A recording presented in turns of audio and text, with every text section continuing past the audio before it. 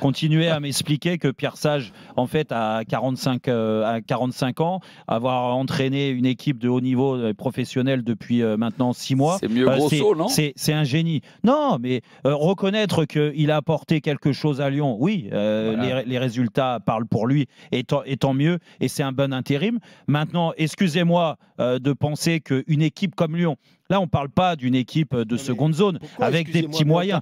Non, mais si, parce que je sais, je sens Pascal et je sens toi. D'être parano. Arrête d'être parano. Mais je sais que vous êtes pervers. Vous êtes pervers. Ah oui, ça y est. Oui, vous êtes pervers. Donc je sens la fourberie avec vous. Donc j'anticipe.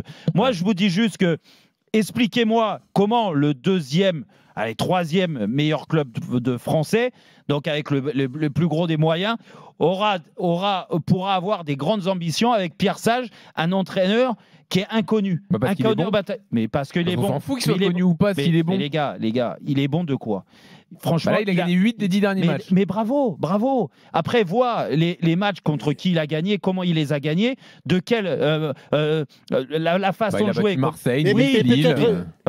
Peut-être que Lyon, comme Marseille, t'a fait une confidence. Non, moi, je vais te dire. Jean-Michel, il t'a peut-être dit qui serait le prochain entraîneur de l'Olympique Lyonnais. Non, moi, il m'a rien dit du tout. Mais comme à Marseille, comme à Monaco, comme à Paris, si ces clubs-là, et à Lyon, c'est la même chose, si ces clubs-là, en début de saison, ils n'ont pas des entraîneurs d'envergure qui ont des références, et on sait qu'avec eux, le club, il va avancer, les joueurs vont avancer parce qu'ils ont déjà gagné.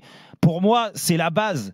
Donc, si tu mets à la base d'un projet comme Lyon, et l'année prochaine, l'objectif, ça sera de récupérer une place en Coupe d'Europe, un entraîneur novice, excuse-moi, que tu prends un gros risque, Jérôme, et ils l'ont déjà pris. Mais s'il faut dire bien sur les premiers mois de Pierre Sage, je dis oui, c'est bien. C'est bien, mais arrêtez de Jean-Michel. Est-ce qu'il faut être connu pour être bon? Ce que je ne comprends pas, vas-y, c'est que tu t'acharnes sur... Mais je m'acharne sur personne. Là, si, quand même. Mais comment? Un entraîneur français, oui. Quand même. C'est que tu t'acharnes sur un entraîneur qui n'a rien demandé, qui était tranquillement au centre de formation et qui a été appelé en tant que pompier de service parce qu'auparavant, le président et ses sbires s'étaient plantés sur les entraîneurs successifs. Oui, c'est vrai. Et du côté de Lyon, y compris du temps de Jean-Michel Aulas, et notamment après la période faste 2000-2010, moi j'ai entendu très souvent, et tu as dû l'entendre comme moi, Jérôme, qu'à chaque intersaison, on attendait avec impatience un entraîneur de renommée mondiale. Et à la sortie, on en était pour nos frais, et surtout les supporters en étaient pour leurs frais, et il arrivait un entraîneur moyen, voire même, parce qu'il y a eu quand même l'épisode Grosso, mais avant, vous vous rappelez de l'épisode de Silvino, j'imagine? Oui, erreur de casting, mais comme Laurent... Il y en a eu un paquet. Alors, laissez Pierre Sage tranquille, ou laisse-le, puisque nous, tu nous as dit que... Mais c'est pas que je laisse tranquille, Jean-Michel. Non, mais par exemple, cet été, est-ce qu'il vaut mieux Sampaoli, qui a bien des références, comme tu Mourinho, dis, qui va arriver et faire la révolution, tout changer, etc., ou laisser Pierre Sage, qui a des résultats qui méritent de continuer. Pourquoi Sampaoli, c'est si évident que ça? Avant le coup, non, juste parce que c'est un nom et Pierre Sage, c'est pas un nom. Je te dis pas Sampaoli, parce qu'il est sur le marché, c'est un exemple. Je te dis, mais si tu me donnes des entraîneurs, des noms, et tu as raison. C'est fou, Jérôme, que tu juges autant sur le nom et pas sur ce que font les gens. Mais parce que, en fait, ces clubs-là, ils sont ambitieux. Et pour gagner des titres, Jean-Louis, je pense que, à défaut d'avoir des grands joueurs, parce que Lyon aujourd'hui, ils n'ont pas beaucoup de grands joueurs dans l'effectif, il faut savoir transmettre. D'accord. S'ils n'ont pas beaucoup de grands joueurs dans l'effectif, même avec un très grand entraîneur, ils ne gagneront rien. Mais si, parce que tu as des joueurs qui peuvent progresser et qui peuvent. Mais tu vas progresser avec un entraîneur qui a déjà gagné. La Casette, Tolisso, Brienne et Tchalitachar, ils vont progresser. Mais les jeunes, ils peuvent progresser l'année prochaine, avec tout le respect que j'ai pour Corentin Tolisso, mais depuis qu'il est revenu, c'est pas parce que Tolisso sera là que Lyon va gagner. C'est d'autres joueurs qui vont apporter, qui vont passer un cap. Excusez-moi de penser, parce que je l'ai vécu aussi, qu'un entraîneur avec des références et qui a déjà gagné transmet ça plus facilement qu'un novice. Dire Pierre Sage, il découvre, et tant mieux, il fait des bonnes choses. Encore une fois, je minimise pas ce qu'il fait. Je dis juste que pour un projet différent l'année prochaine, parce qu'à Lyon, le projet sera différent, parce qu'il sera ambitieux, contrairement à cette année où là, il fallait être le pompier de service, en effet, remonter, et il le fait très bien. Eh bien, écoutez, il a le temps de progresser, Pierre Sage, c'est le début. Peut-être que s'il veut continuer à entraîner une équipe professionnelle, il y a peut-être des petites équipes qui vont l'appeler, Pierre Sage, pour y aller, pour rester au niveau professionnel. Déjà, lui, il va falloir savoir ce qu'il veut. Il est entraîneur en centre de formation. Pascal Olmet. Oui, mais Jérôme, Pascal Olmet, pourquoi oui. Ouais. Jérôme, pourquoi il ne mériterait pas? Parce que c'est pas rien. Tu prends une équipe qui est malade, qui était au fond du trou, et puis on connaît bien ça. Quand ça va pas, tu peux pas remonter, tu peux pas gagner. Et là, aujourd'hui, il gagne 10 matchs. Il est en train de jouer les premiers classements. Pourquoi tu ne lui ferais pas confiance? Tu dis de prendre une petite équipe, mais pourquoi il ne pourrait pas prendre Lyon? Pascal, moi je vais te dire la vérité. Si tu comptes là, pour parler clairement, aujourd'hui ils sortent de la zone rouge, ils sont sauvés.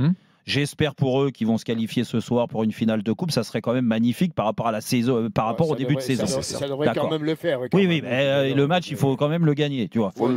Après, une fois que tu as dit ça, l'année prochaine, Pascal et Jean-Michel, même si Lyon s'est sauvé, c'est avec un effectif différent que Lyon sera ambitieux. Parce que si tu penses qu'avec cet effectif-là, sans recrue, Lyon va y arriver, ils n'y arriveront pas l'année prochaine. Je vous le dis, ils ne feront pas partie des meilleures équipes. On est bien d'accord.